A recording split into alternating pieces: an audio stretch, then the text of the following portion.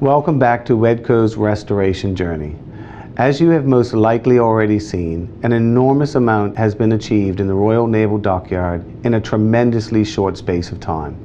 Not all of it, though, has been achieved simply by spending money.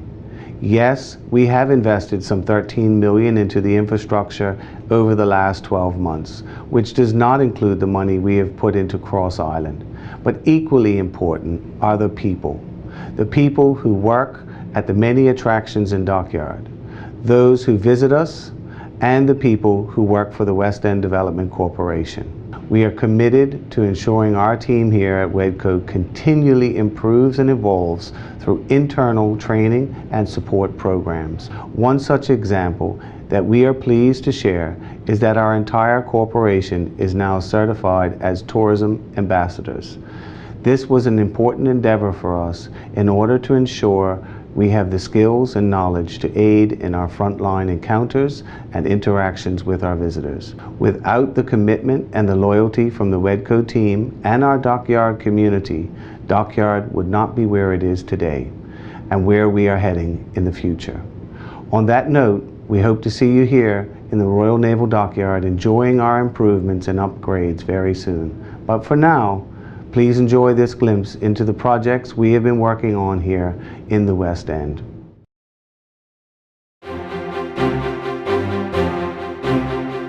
At West End Development Corporation, we always strive for excellence and continually review and improve the way we work. It is that commitment that allows for the evolution of the Royal Naval Dockyard and the West End as a whole. Despite the history behind Dockyard, time has never stood still, and we have taken steps to ensure everything is on time. After months of work, the clock and the tide mechanisms at the clock tower, one of Bermuda's most recognizable landmarks, are working again.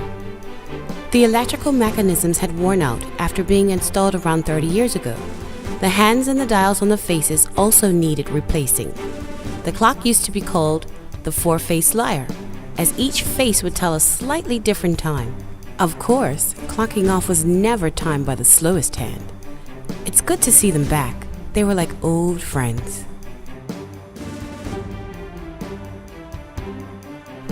The existing lighting system was showing a great deal of wear and tear.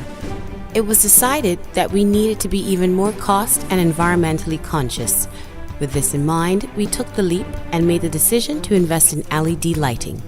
The results, we think, and we hope you agree, are fantastic. They are in keeping with the historic nature of Dockyard, while significantly adding to the ambiance in the evenings and showcasing all that is good and beautiful.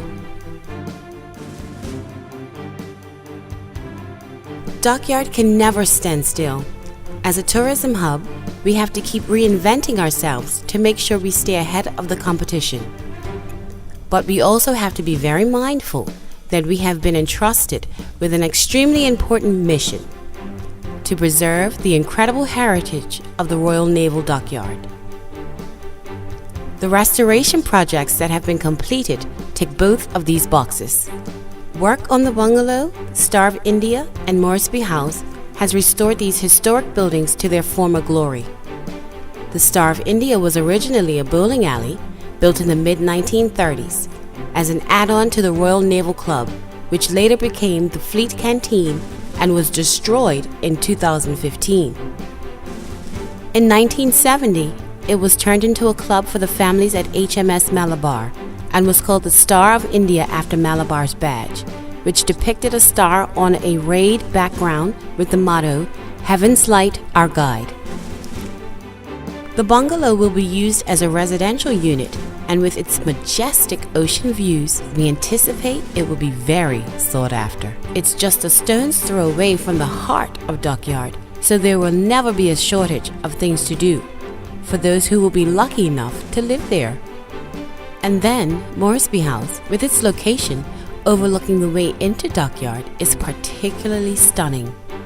Built in 1899, it was the residence of the officer in charge of works, who managed the construction and maintenance of all buildings, roads, and bridges, when Dockyard was still a British naval base. It stopped being used as a home in 1951, when the Dockyard closed, but was resurrected in 1965 as the Royal Navy Shore Establishment, HMS Malabar. HMS Malabar continued in operation in a variety of roles until 1995, when the Royal Navy presence in Bermuda was withdrawn.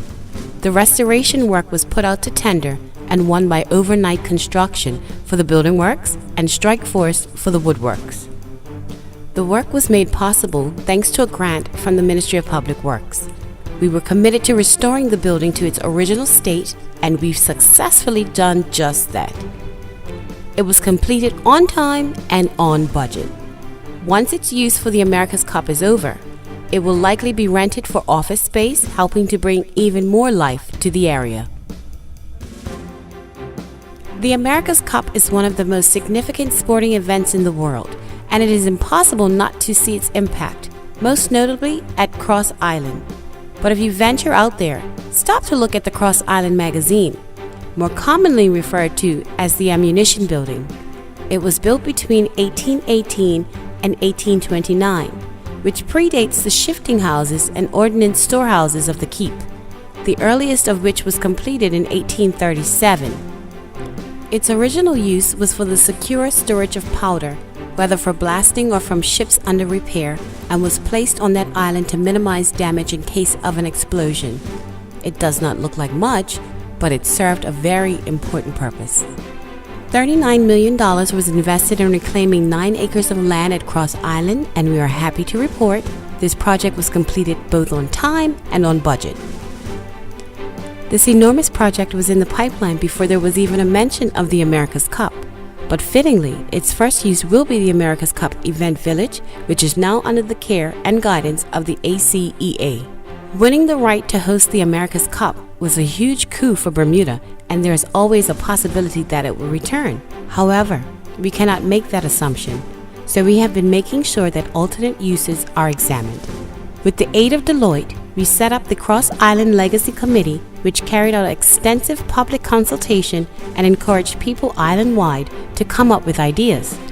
The committee had an amazing response, with hundreds of people and organizations submitting ideas for projects. It has presented the WEDCO board with a list of recommendations, and the board is now reviewing those ideas. A final decision on what we'll see on Cross Island will not be made until the America's Cup has left. This is an extremely important piece of land, and its end use could provide many jobs for Bermudians. Consequently, we have made a public commitment to be as transparent in the process of finding a new use as we can.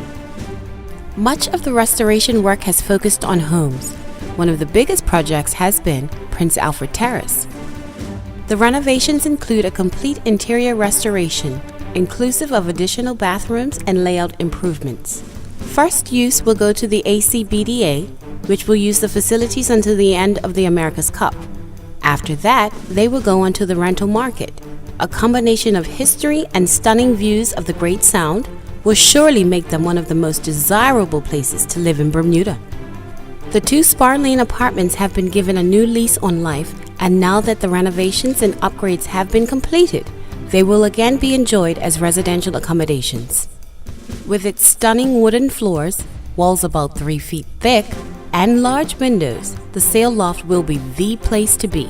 Initially used as a sail loft and later converted to a movie theater, it is now restored with upgrades, creating a beautiful space presenting various mixed-use opportunities.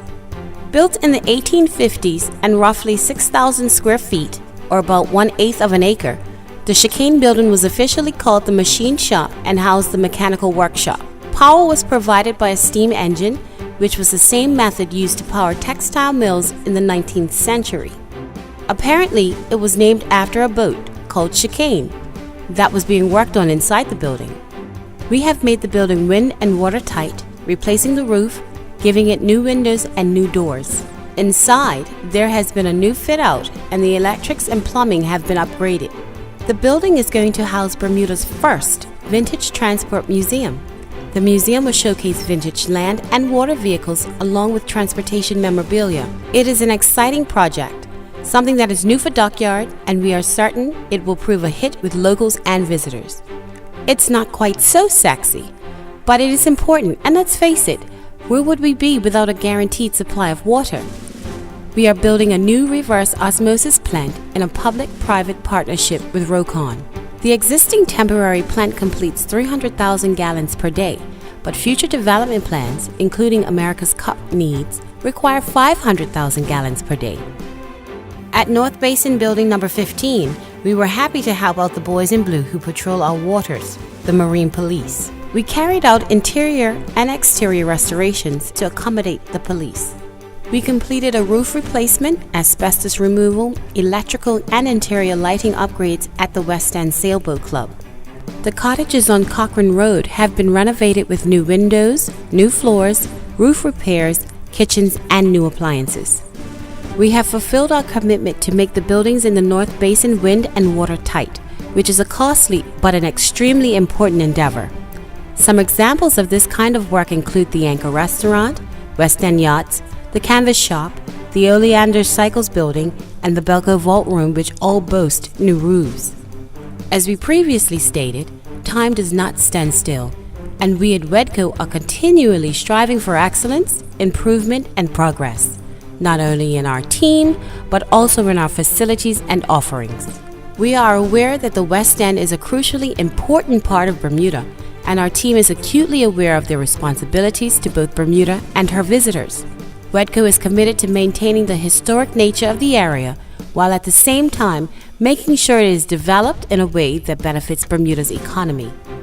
We are going from strength to strength and will continue to shine as a jewel in Bermuda's crown for generations to come.